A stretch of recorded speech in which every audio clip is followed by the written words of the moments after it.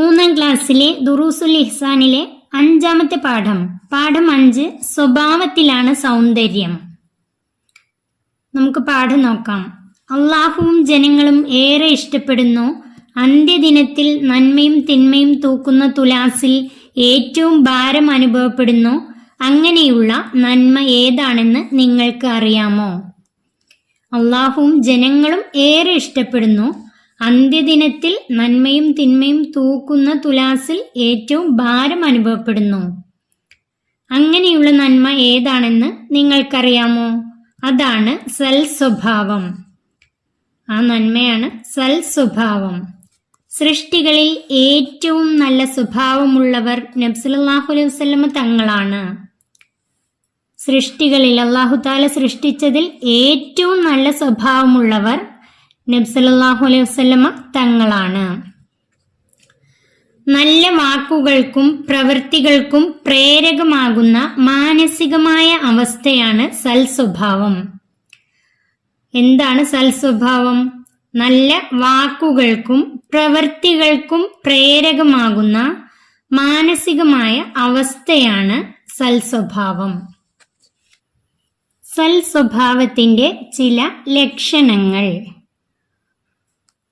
പുഞ്ചിരിക്കുന്ന മുഖം. സൽ സ്വഭാവികളുടെ മുഖം പുഞ്ചിരിക്കുന്ന മുഖം.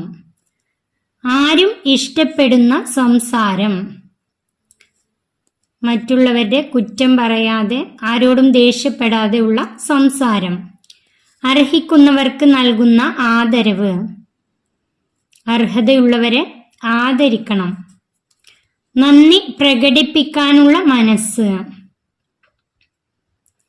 ആരെങ്കിലും ഒരു നന്മ ചെയ്താൽ നന്ദി പ്രകടിപ്പിക്കാനുള്ള മനസ്സ്. അവർക്ക് നന്ദി പ്രകടിപ്പിക്കാനുള്ള മനസ്സുണ്ടായിരിക്കണം. ക്ഷമിക്കാനും മാപ്പ് നൽകാനുമുള്ള കഴിവ്. ആരെങ്കിലും ദ്രോഹിച്ചാൽ അവരോട് ക്ഷമിക്കാനും അവർക്ക് മാപ്പ് നൽകാനുമുള്ള കഴിവ്. സൽസ്വഭാവത്തിന്റെ ലക്ഷണങ്ങളിൽ 6ാമത്തെ, തെറ്റിൽ നിന്ന് മാറി നിൽക്കാനുള്ള മനോഭാവം. കളവ്, വഞ്ചന, ചതി മുതലായ എല്ലാ തെറ്റിൽ നിന്നും മാറി നിൽക്കാനുള്ള മനോഭാവം ഉണ്ടായിരിക്കണം. മറ്റുള്ളവരെ സഹായിക്കാനുള്ള താല്പര്യം. മറ്റുള്ള ആളുകളെ എന്തെങ്കിലും സഹായം ആവശ്യമായി വന്നാൽ അവരെ സഹായിക്കാനുള്ള താല്പര്യം. ഇതെല്ലാം സൽ സ്വഭാവത്തിന്റെ ലക്ഷണങ്ങളിൽപ്പെട്ടതാണ്. സൽ സ്വഭാവം ഉണ്ടാവാനുള്ള വഴികൾ. നമുക്ക് സൽ സ്വഭാവം ഉണ്ടാവാനുള്ള വഴികൾ. നബി സല്ലല്ലാഹു അലൈഹി വസല്ലമയുടെ ചര്യ പഠിച്ച് പിൻപറ്റുക. നബിയുടെ ചര്യ പഠിച്ച് പിൻപറ്റുക. അത് നമ്മുടെ ജീവിതത്തിൽ പകർത്തുക. സൽ സ്വഭാവികളുമായി കൂട്ടുകൂടുക. സൽ സ്വഭാവികളുമായി കൂട്ടുകൂടുക, അവരെ കൂട്ടുകാരാക്കുക. സൽ സ്വഭാവം ഉണ്ടാവാൻ ദുആ ചെയ്യുക. നമുക്ക് സൽ സ്വഭാവം ഉണ്ടാവാൻ ദുആ ചെയ്യുക. ദുആ പഠിക്കാം. അല്ലാഹുമ്മ ഹസ്സൻത ഖൽഖി ഫഅഹ്സിൻ ഖുലുഖി.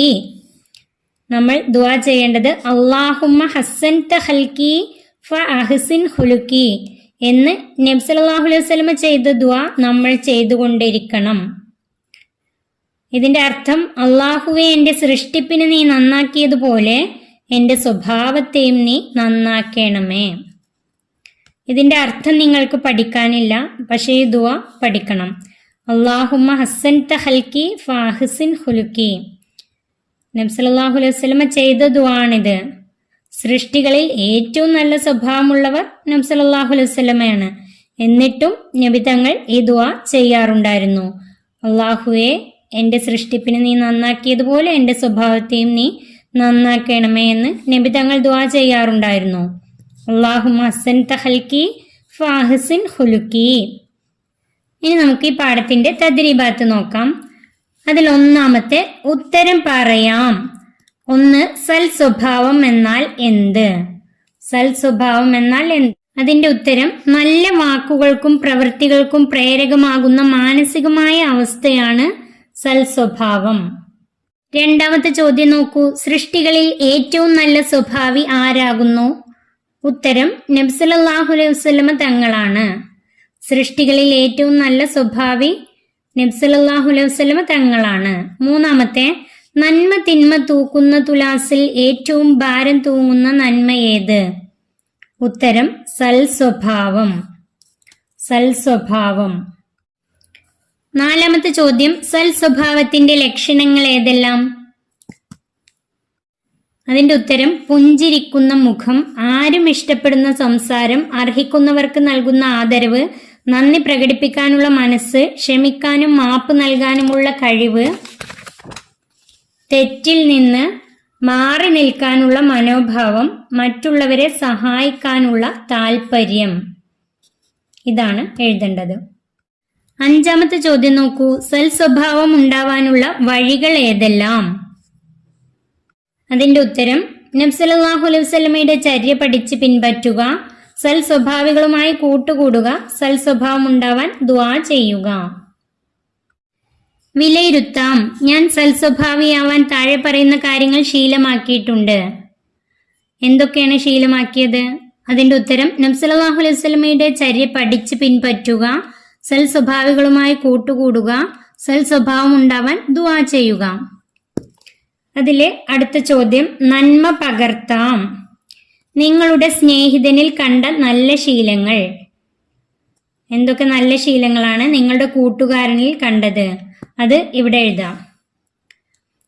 അവൻ മോഷ്ടിക്കാറില്ല, അവൻ മറ്റുള്ളവരെ സഹായിക്കാറുണ്ട്, അതുപോലെ അവൻ എപ്പോഴും പുഞ്ചിരിക്കുന്ന മുഖമാണ്. അങ്ങനെ ആ പഠിച്ച കാര്യങ്ങളിൽ നിന്ന് നിങ്ങളുടെ കൂട്ടുകാരനിൽ കണ്ട സ്വഭാവങ്ങൾ ഇവിടെ എഴുതാം. അടുത്തത്, ഉസ്താദിനോട് ചോദിക്കാം. സൽസ്വഭാവത്തിന്റെ മഹത്വം വ്യക്തമാക്കുന്ന ഒരു കഥ. ഉസ്താദ് നിങ്ങൾക്ക് നല്ല കഥ പറഞ്ഞു തരും. നമുക്കിവിടെ ഒരു കഥ പറയാം. ഒരിക്കൽ നബി സല്ലല്ലാഹു അലൈഹി വസല്ലമയും അനസ് റളിയല്ലാഹു അൻഹുവും ഒരു വഴിയിലൂടെ നടക്കുകയായിരുന്നു. അപ്പോൾ ഗ്രാമീണനായ ഒരു മനുഷ്യൻ അതുവഴി വരികയും നബി തങ്ങളുടെ കഴുത്തിൽ ചുറ്റിയിരിക്കുന്ന ഷാളിൽ പിടിച്ച് ഒന്നും പറയാതെ അയാൾ ശക്തിയായി വലിക്കുകയും ചെയ്തു. നബി തങ്ങൾക്ക് വേദനിച്ചെങ്കിലും അയാളോട് ദേഷ്യപ്പെടാതെ നബി തങ്ങൾ കാര്യം അന്വേഷിച്ചു. അപ്പോൾ അയാൾ പറഞ്ഞു, അള്ളാഹു നിങ്ങൾക്ക് നൽകിയ സമ്പത്തിൽ നിന്ന് എനിക്കും നൽകുക. അപ്പോൾ നബി തങ്ങൾ അയാൾക്ക് വേണ്ടത് കൊടുക്കാൻ കൂടെ ഉണ്ടായിരുന്നവരോട് കൽപ്പിച്ചു. ഇതിൽ നിന്നും നബി തങ്ങളുടെ ക്ഷമിക്കാനും മാപ്പ് നൽകാനുമുള്ള കഴിവാണ് ഇവിടെ വ്യക്തമാകുന്നത്. ഇത് മാത്രമല്ല, നബി തങ്ങൾ വലിയ വലിയ കുറ്റം ചെയ്തവർക്ക് പോലും ക്ഷമിക്കുകയും മാപ്പ് നൽകുകയും ചെയ്തിട്ടുണ്ട്. ഇനി നമുക്ക് മറ്റൊരു കഥ കൂടി കേൾക്കാം. ഒരിക്കൽ മദീന പള്ളിയും പരിസരവും അടിച്ചുവാരി വൃത്തിയാക്കുന്ന പാവപ്പെട്ട വയസ്സായ ഒരു സ്ത്രീ ഉണ്ടായിരുന്നു. ആ സ്ത്രീ മരണപ്പെട്ടു. അവരുടെ കുടുംബക്കാർ നബി തങ്ങളെ അറിയിക്കാതെ ആ സ്ത്രീയെ ഖബറടക്കം ചെയ്തു. എന്നാൽ നബി തങ്ങൾ ഈ വിവരം അറിഞ്ഞപ്പോൾ അവരുടെ കുടുംബക്കാരോട് ആ സ്ത്രീയുടെ ഖബർ എവിടെയാണെന്ന് അന്വേഷിക്കുകയും ആ ഖബറിനടുത്തു ചെന്ന് നബി തങ്ങൾ ജനാസ നിസ്കരിക്കുകയും അവർക്ക് വേണ്ടി പ്രാർത്ഥിക്കുകയും ചെയ്തു. ഇത് അർഹിക്കുന്നവർക്ക് നൽകുന്ന ആദരവ്, ഈ സ്വഭാവമാണ് ഇവിടെ വ്യക്തമാകുന്നത്. ആ സ്ത്രീ മദീന പള്ളിയും പരിസരവും അടിച്ചു വാരുന്ന സ്ത്രീയായിരുന്നു. ഇവിടെ നബി തങ്ങളുടെ അർഹിക്കുന്നവർക്ക് നൽകുന്ന ആദരവ്, ഈ സ്വഭാവമാണ് വ്യക്തമാകുന്നത്. ഈ രണ്ട് കഥയും നിങ്ങൾക്ക് മനസ്സിലായി എന്ന് വിചാരിക്കുന്നു. ഈ പാഠം ഇവിടെ അവസാനിക്കുന്നു. 3ാം ക്ലാസ്സിലെ പ്രിയപ്പെട്ട കുട്ടികൾക്ക് വീഡിയോ ഉപകാരപ്പെട്ടാൽ ചാനൽ സബ്സ്ക്രൈബ് ചെയ്യാനും ലൈക്ക് ചെയ്യാനും മറക്കല്ലേ.